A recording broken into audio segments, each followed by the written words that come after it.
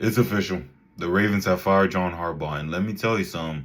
I'm a little conflicted. I'm a little conflicted because I do think John Harbaugh is an okay coach. I do think he's a great human being. One of the things that made me start to like this dude is when it was in 2018. Lamar's first, they inserted Lamar into like the latter half of the season, and then that first playoff game, he had Lamar as his starting quarterback. He stunk up the joint. Lamar was just god awful. But the fans were chanting. They were chanting for Flacco. Put Flacco in. Put Flacco in. He stuck by Lamar, and Lamar finished that game. After the game, they asked Harbaugh, hey, why don't you just go to Flacco? I mean, dude is special in the playoffs. He was like, nope, we're sticking with this dude. This dude is going to be special. And MVPs later and 7 years later, he was right. So as far as I'm concerned, like, he genuinely was a great dude, but it was just time to move on. It was just time. If we're just talking about not more so the earlier parts of his career, but rather the latter half, it's just I do think the message got a little bit stale to where the players were undisciplined. They had so many key penalties to where it has to fall on somebody, right? And more so just this last year and even then the previous year where the defense just starts off slow. It happened last year where the defense started off slow and then it just magically picked up to where it's like, wait, why didn't y'all start off like this at the beginning of the year? And very similar, same thing this year where the defense started off slow and then it just randomly picks up to where it's like, oh, this is an average level defense.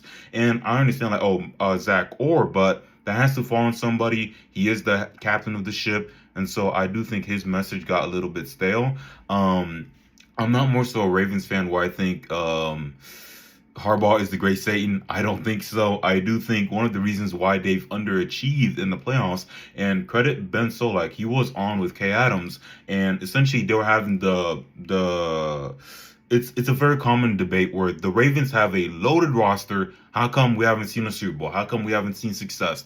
And to summarize the whole interview, and it's a great clip if you guys can go watch it, like essentially he says the Ravens have a couple, maybe 4 or 5 blue chip, top of the market players, and then after that, it there's a steep drop. There's a steep drop between the first, second, and then third and fourth, way down here, and then. Because we see it a lot. That's why a lot of people pick the Ravens to win the Super Bowl because they have a loaded roster. They have a loaded roster. It's like, no, they have like 4 or 5 blue chip prospects, and then after that, steep precipitous drop. And I think we saw it in the when Kyle Hamilton went down against the Steelers. It was a complete defense.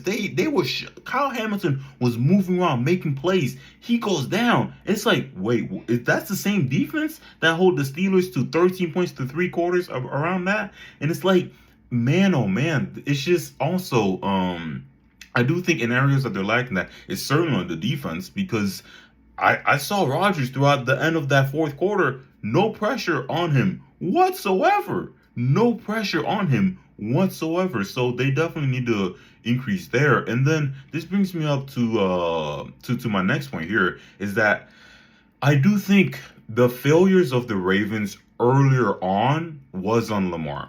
Recently, it's not so because you can, like I mentioned, his first ever playoff game, horrible. Then the following year, league MVP, Titans, also horrible. And then he avenged his loss by beating the Titans the following year. And then the Buffalo Bills game where he was just pretty bad. They lost like 17-3, and he had a pick six in that game, I think. So I do think the earlier failings of the Lamar Harbaugh is certainly on Lamar. But as of late, it has not been on Lamar Jackson. And for sure, he has made 1 or 2 mistakes. All quarterbacks do, man. I've seen Brady throw an interception in championship games, but guess what? It's like it's honestly like just because a bad play happens, that doesn't mean everyone is just excuse. Hey, at least you made the mistake, and I do think that is the sentiment that a lot of Ravens players may have, where it's just if it's not one thing, it's another, and it's like who holds them accountable? Sir, it has to be the head coach. It has to be John Harbaugh. It has to be John Harbaugh. And to continue with the timeline, In 21, Lamar started 7-5. Then he got hurt, and it was he just couldn't finish, and then that was that. And the following year, same thing where he started off pretty well. He was 8-4, 2,200 yards, 17-7 touchdown interception ratio. Like he was pretty good, and then he got hurt, and then part of it was a little bit contract related, where he didn't really want to play, but or people suspected he didn't really want to play, and then they went into that playoff game with Tyler Huntley. They had a chance to win. Tyler Huntley extended the ball over the end zone, fumble. That was their season. That was their season. And then the Bengals, I think, was that the year they went to the championship? Yeah, I think that's the year they went to the championship game and lost to the Chiefs. And then the following year, league MVP Lamar Jackson. League MVP Lamar Jackson beat they won their first playoff game. I don't recall. It might have been the Texans. They won their first playoff game, and then AFC Championship game against the Chiefs. Lamar had a bad interception, but then he bounced back from it. And then Tyler Huntley, Zay Flowers reaches over the goal line, fumble, and in that game, yes, in that game, Kyle Hamilton had a taunting penalties, and so it's just situationally, the Baltimore Ravens just have so many mistakes, and that has to fall on somebody. That has to fall on somebody. And then the following year, against the Bills in the divisional round, sure, Lamar may have had an interception, but I do think he bounced back, and then Mark Andrews fumbled. Mark Andrews drops the ball. And so to put all of the failings of the last 3 years on Lamar Jackson, it's pretty unfair. I do think it's warranted in the earlier part of the season where he was a little bit unsure of himself or of his progression. He didn't really know which quarterback he wanted to become. And so from that perspective, sure, that's on him. But the latter 3 years where you're getting an MVP level Lamar Jackson, who could have very well won back-to-back MVPs, that has to fall on somebody. And it's only fair that, head coach, why are we getting situational penalties that just harm us? And like the defensive players, and this goes back to the point of just they have so much the perception of the Ravens roster does not match reality to where the blue chip prospects, because they used to mask so much that when their slippage drops, there's a precipitous drop, but people don't know what to attribute to it. I don't think Roquan Smith is the same player. I don't think he is. But again, he made the Pro Bowl. It's like you see the name, it's like Roquan Smith, and I do think that impacts a lot of it. Where you see names on the Ravens roster that you're just like, that's a name, that's a name, but their play is not matching to where their stature in the league is, right? And so to finish off this video, I do think it's an interesting play on who the next head coach is gonna be. I haven't seen much information on Zach or Todd Monken. I don't know which route they'd rather go in. I don't think any of them would necessarily be elevated anyways, right? So from that perspective, in terms of their next head coach, you're potentially looking at Saleh, Brian Flores, Clint Kubiak, Cliff Kingsbury. He just parted ways with the Cardinals. Brian Daboll, that's a possibility. Pete Carroll, no. And honestly, the one name that I personally said, right, if they were to move on from I don't know why I'm blanking on his name. Jeez, if they were to move on from John Harbaugh, the one name, Bill Belichick, I think it only makes sense. I think it only makes sense. If Bill Belichick will swallow his pride, swallow his ego, and just be like, hey, you know what? That was a mistake. I was born and made to be an NFL head coach. I'm going back. I think the Ravens should jump on him. Like, he would like Belichick. If you want to reclaim your lead in the who was more to do for the Patriots' success, you or Tom. Tom won a Super Bowl. Hey, how about you come do the same thing? And Bill Belichick has this knack where he'll have to give control. He is not a GM. And I do think if he comes back, he'll know that. And so when you look at it from that lens, right, it'll necessarily be Belichick, right? He has a knack for finding diamond in the roughs. not necessarily blue chip prospects, but just guys that fit his system. I do think he will be able to rebuild the defense to a level that's at least top seven, at least top seven. And so the only downside is who's necessarily going to be running the offense. Todd Monken would probably need to stay there because that's Lamar, and so if they go with Clint Kubiak, that's a first year head coach. He was an OC, so just that's a Brian Flores is a little bit similar to if they do go on a defensive route.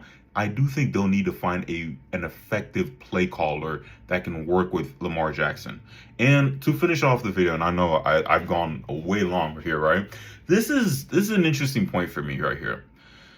I think Lamar Jackson can succeed with whatever he puts his mind to. And so I think I do think this point is overstated in the media that Lamar Jackson is falling off. They're bullshit. They're bullshit. But I do think his style of play is changing. And if his style of play is changing, I do think if Lamar Jackson sits down and says, what kind of quarterback do I want to become? He has become a pass first quarterback. That's not a debate, but it's more so like, does he want to be more so situational with the legs, use them less and less and less? And you guys are probably saying, well, he's already doing that. And it's just like, I would tell Lamar to commit. I would tell Lamar to commit. People did not think Lamar could complete a 10-yard pass. Lo and behold, he completed a 10-yard pass. He couldn't complete 15, 20-yard pass. He completed 15, 20-yard passes. He can't complete the deep ball. He completes the deep ball. He can do whatever he puts his mind to. So this is more so, what type of player does Lamar Jackson want to become next? And if that's the case, if he says, hey, I want to become I would just want to fully lock in on a pocket passer, I do think he would succeed. It's just the Ravens, this goes back to the earlier point, they will need to retool. They will need to rework how they did their offense for him, where you're going to need to get him a blue chip wide receiver. Zay Flowers is phenomenal, but can he? I do think Zay Flowers is phenomenal. I do think he's in the tier of Garrett Wilson, of even Rashid Rice. I do think he's around that tier, that level. Can he at least get a T. Higgins? T Higgins is a 1A. I think T Higgins' contract is like $28 million, right? So we're not asking for a lot. Can Lamar get a T Higgins, a 1A type of receiver? Right? I do think their tight end position is solid. They might lose Likely, and I do because they already paid Andrews and Charlie Kohler. He did start to come up a little bit. I do think when he gets more comfortable with Lamar, they can develop a more better relationship. So from that perspective, I do think the tight end situation will fix itself out. They do need to work on the offensive line, number 77. Hey brother, we need someone better there. And the whole offensive line, I do think, can be reworked a little bit. And so I do think they might lose Patrick Ricard. So that's gonna change up how they do it. I think Derrick Henry has at least one more year. If he at least has one more year, Keaton Mitchell came strong. Ali came strong. And the Ravens, they will always have their running game. They can find they can't find another Derrick Henry, but I do think they can supplement, and it might be beneficial to where we're gonna scale back Derrick Henry throughout the season, where we're just gonna save him for the playoffs. Like I do think the Eagles did that with Saquon Barkley. They held him back, and now that the playoffs started, I do think they'll just let him go. You do see that with Christian McCaffrey, right? So from that perspective, I do think that can be what they go for next year. And so, in closing, I do think the future is bright for the Ravens. I do think the future is bright for the Ravens. As for my personal head coach, I would go Bill Belichick.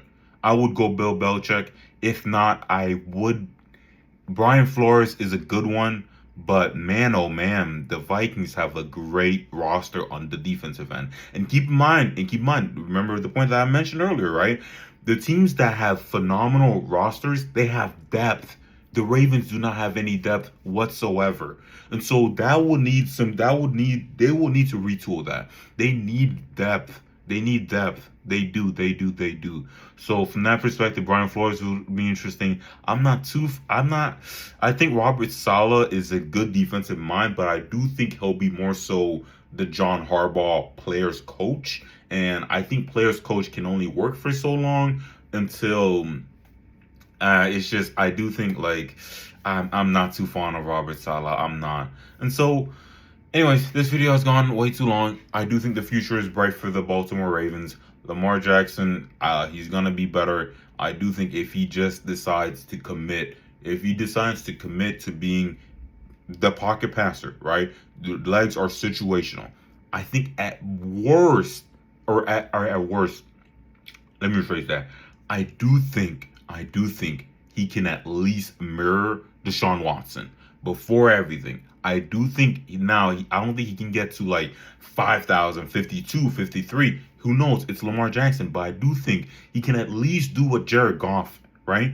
Where it's just precision. Lamar is deadly accurate. That's why his touchdown interception ratio always good. So I do think he can be a deadly accurate passer and just occasionally the deep ball. So from that perspective, you may need to reel him back in, and it might be tricky. It might be tricky on doing so, but we've seen this player transform himself from being this, this guy can't even do anything, to where two-time league MVP, right? So I do think his development, how he processes everything, I do think he can get better. And so the future is bright for the Ravens. I don't think anyone is mourning. And of course, John Harbaugh is going to get calls.